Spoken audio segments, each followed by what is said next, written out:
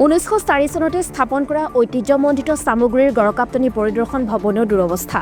বৰ্তমান 127 নম্বৰ 4 লেনযুক্ত ৰাষ্ট্ৰীয় ঘাইপথৰ গাতে লাগি থকা সামগ্ৰীৰ এই শতবৰ্ষ গড়কা ঐতিহ্যমণ্ডিত পৰিদৰ্শন ভৱনটো এতিয়া এলাগী স্বৰূপ।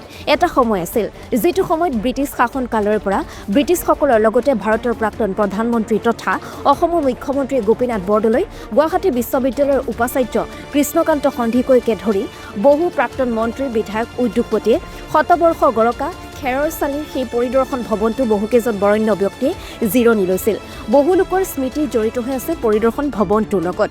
খেৰৰ চালিৰে নিৰ্মিত পুৰণি পৰিদৰ্শন ভৱনটোৰ বৰ্তমান পৰিৱেশ দেখিলে চকু কপালত উঠিব সকলোৰে। পৰিদৰ্শন ভৱনটো পুনৰ মেৰামতিৰ নামত গড়কাপ্তানি বিভাগ তথা জিলা প্ৰশাসনৰ হেমাহিৰ বাবে ভিতৰৰ কোঠাসমূহৰ লগতে খেৰৰ চালিসমূহ বৰ্তমান জৰাজীৰ্ণ ৰূপ হ'ল। নিচে কাষতে থকা নৱনিৰ্মিত পৰিদৰ্শন ভৱনটোলৈ বৰ্তমান জিলা উপায়ুক্তৰ লগতে মন্ত্ৰী বিধায়কসকল অহা যোৱা কৰি থকাৰ পাছতো জৰাজীৰ্ণ ৰূপত থকা শতবৰ্ষ গড়কা ঐতিহ্যমণ্ডিত ভৱনটো পুনৰ মেৰামতি কৰিবলৈ যেন কোনো গুৰুত্ব নাই।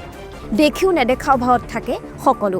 সামগ্ৰীৰ ক্ষেত্ৰীয় পথ সংমণ্ডলৰ বিভাগীয় কৰ্তৃপক্ষৰ হেমাহি অথবা পুনৰ মেৰামতিৰ ক্ষেত্ৰত কোনো ধৰণৰ সদৃশতা নথকাৰ বাবে জহিক হৈ গ'ল শতবৰ্ষ গড়কা গড়কাপ্তানি পৰিদৰ্শন ভৱনটো।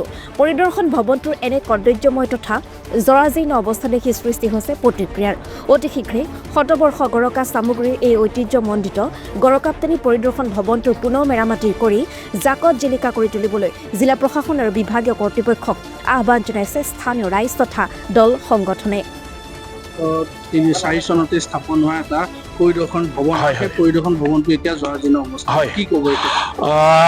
ৰাষ্ট্ৰীয় ঘাইপথৰ একেবাৰে গাতে লাগি থকা শতবৰ্ষ গড়কা ব্ৰিটিছৰ আমোলৰ দিনৰে গড়কাপ্তানি বিভাগৰ এই যিটো ভৱন সামগ্ৰীস্থিত, আজি অতি দুখ লাগে ক'বলৈ গ'লে। এই ভৱনটো আজি যেন কোনো পেলাই দিয়া ভালুকৰ হাঙিত পৰিণত হৈছে। এনেকৈ ধৰণে হ'লে নহ'ব।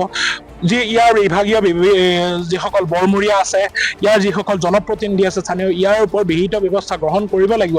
ইয়াত যাতে পুনৰ নিৰ্মাণ কৰিব পৰা যায়। ৰাষ্ট্ৰীয় ঘাইপথৰ কাষতে লাগি থকা ব্ৰিটিছৰ আমোলৰে এনেকুৱা এটা ভৱন যদি ইতিহাস আমি যদি পেলাই দিওঁ, ইয়াক যদি ধ্বংস হৈ যাব দিওঁ, ইয়াতকৈ কিন্তু লজ্জাৰ বিষয় একো হ'ব নোৱাৰে। নতুন নতুন অট্টালিকা বনাই এইখন চৰকাৰৰ দিনত, নতুন নতুন গৃহ বনাই তেওঁলোকৰ চৰকাৰৰ দিনত, তাতো আমাৰ ক'বলগীয়া নাই। কিন্তু সেই নতুন বনাওক, তাৰ লগতে পুৰণা যিখিনি আমাৰ সম্পদ আছে, যি আমাৰ ইতিহাস আছে, ব্ৰিটিছৰ স্মৃতি যুগমীয়া হৈ আছে, ইয়াত বৰেণ্য ব্যক্তিসকল গোপীনাথ বৰদলৈ আদি কৰি কৃষ্ণকান্ত সন্দিকৈৰ দৰে বৰেণ্য ব্যক্তিসকল যিসকল ইয়াত থাকি গৈছে, তালিকা বহুত দীঘল। সেই তালিকা চাবলৈ গ'লে বহুত দীঘল হ'ব। এই বৰেণ্য ব্যক্তিসকল ইয়াত থাকি গৈছে, কিন্তু এই স্মৃতি থাকি যোৱা এই গৃহটোৱে আজি ভালুকৰ হাঙিত ৰূপান্তৰিত হৈছে। ছাত্ৰ সন্থাই ইয়াক কোনো ধৰণে মানি নলওঁ, স্থানীয় ৰাইজ হিচাপেও আমি মানি নলওঁ। ছাত্ৰ সন্থাই স্পষ্ট দাবী, স্পষ্ট মত, ইয়াৰ ওপৰত বিহিত ব্যৱস্থা গ্ৰহণ কৰক। ইয়াৰ যিসকল বিভাগীয় কৰ্তৃপক্ষ আছে, সেই বিভাগীয় কৰ্তৃপক্ষ ইয়াৰ পুনৰ যাতে নিৰ্মাণ কৰিব পাৰি, আটোম টোকাৰিকৈ জাকত জিলিকা কৰি তুলিব পাৰে, তাৰ ওপৰত বিহিত ব্যৱস্থা গ্ৰহণ কৰিব লাগিব ছাত্ৰ